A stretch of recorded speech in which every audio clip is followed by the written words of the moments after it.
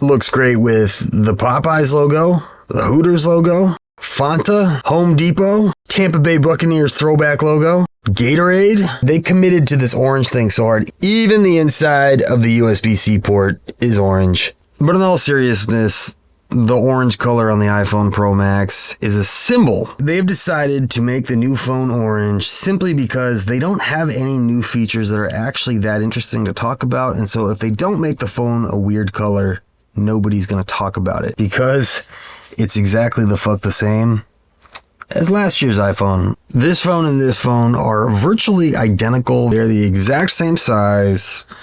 They're the exact same width. They have all the same features, all the same buttons. The screen's the same. The cameras are slightly upgraded on the orange phone, but don't let that distract you from the fact that it's exactly the same as the other older one. It's a pretty cheap trick that they're using. Orange is a color that's really primal, attracts your attention easily. So without any super compelling new features to advertise, putting the billboards in orange to match the phone is a pretty good tactic to get your attention and make you want to buy one. What do you think of the color? You like the color? Oh man, this is fire. You think it's a good color or you think it's ugly? It's a good color. It's an iPhone Pro. Do you think it looks professional? Oh yeah. I mean, people will know that that's a new one. But this is the only thing they can do to make it seem new. If they didn't make it orange, you'd never be able to tell. You don't think it's just a cheap way to get them to talk about the phone when nothing else is new? There has to be a lot of new things. There's nothing new. Shut up. It's the same. No, it's not. Yeah. The cameras are supposed to be way better. They're like slightly better. Still better. Is this like the case or this is like the actually color? There's no case on it. Oh my gosh, this is so awesome, man. You like it? I like it, man. It's really nice. I'll buy it again and again. And give me one. I'm like, sold. And here you are with the orange. Oh yeah. I mean the other colors were ugly ass navy blue, like the one you're getting, or silver. What the fuck is up? This phone is exactly the same color as a New York City parking ticket, right? Kind of a perfect match. You come back to your car, you see that bright orange color on your windshield, only to think, fuck. You could easily see, hey, if I left my phone on somebody's windshield, at a glance, they might think they got a parking ticket. But turns out there's no ticket, it's just the orange phone. The orange phone is also the same color as like a bottle of pills from a pharmacy. The phone's like the same color as one of these orange extension cords, right? This would be a good phone for hunting, so when you're wearing camouflage, you don't accidentally get shot by another hunter. Orange iPhone saves your life if you're hunting. Very conscientious. Tim Cook, I like it. To show what I'm talking about, this is the web page for the new orange iPhone. These are the most important new features that the iPhone is advertising. First on the list, colors. That's the new feature. A weird new color. Second on the list, aluminum unibody. They have constructed the phone differently. The vapor cooling chamber, that's an abstract feature. You just have to take their word for it that it's in there, but you're never going to take the phone apart and check. The ceramic shield, this means it's got a stronger screen, which, that's nice. Harder to break.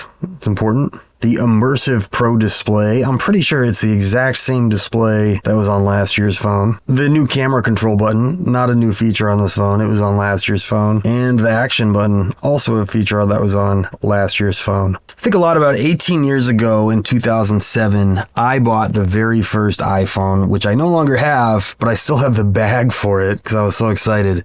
And I use it to store zip ties and padded envelopes. I remember vividly wandering into the Apple store in the Cambridge side Galleria outside of Boston. It was the first time I'd ever seen the iPhone, and immediately I decided to buy it. It was about 2 weeks after it came out. Nobody was really getting the iPhone. There were still a lot of skeptics out there. It's hard to remember now, but when this phone came out, touchscreens were something that people were skeptical of. Back in 2007, whenever you used a touchscreen, it was probably at like an automatic teller machine. They didn't work very well. You touched it, a lot of times they weren't very responsive, they definitely weren't very precise. It was hard to imagine having an entire interface on a small device working with a touchscreen. I remember being at a Vietnamese restaurant and like showing the waiter that you could pinch the photo to enlarge it and then like drag it around like this. And back in 2007, it blew everybody's mind that you could do this. We totally take this shit for granted. Now, fast forward to today. This phone is so much better than this phone ever was. It's a lot bigger. I think this was the actual size of that original iPhone. Not the entire front of it was a screen. However, we've gotten to the point where after 18 years, this thing, as nice as it is, this is not a game changer over last year's version. This is exactly the same as last year's version. It makes me wonder more than anything else how long they're going to be able to stretch this strategy out for. They're not going to be able to pull this off every year, making the new phone a new weird color and continually expecting you to talk about it based on that. That's going to become predictable. So the question really becomes, if I think that the old iPhone looks nicer and is exactly the same as the new orange iPhone, why upgrade? And I've thought about this a lot. Why bother to get the new iPhone? And my answer, unfortunately, is called the imposter syndrome of some sort. I have this bizarre career. I'm not part of a company. I've got my own business. And I'm totally dependent on my own reputation and ability to build relationships. And sometimes I end up in positions at work being around very fancy people. Sometimes I'm showing fancy people or their staff things on my phone. Sometimes I meet people out in the wild. A lot of times I hand over my phone to somebody, put your contact information in my phone. And there's something about being handed a brand new phone without a case on it that just conveys trust. I think something about holding a brand new phone with no case on it makes an impression on people that's generally a positive one. I want my colleagues to get the sense that if they reach out to me, I'm fucking on top of my phone. I'm communicative. I'll get back to you quickly. I'm dependable. If you're thinking about getting the new iPhone, I'd probably recommend that rather than focusing on a new iPhone that's exactly the same as your last phone, maybe you should call up your friends and make a plan to hang out. Get together. Maybe go for a run. Get some exercise. Work out. Have some sex. Eat a good meal. Do something that'll actually bring you pleasure. Getting an orange iPhone when your previous iPhone wasn't orange, it's not going to do jack shit for making your life better, really in any way at all. That's my 2 cents on it. Thank you for watching the Will Chilton YouTube channel. Goodbye.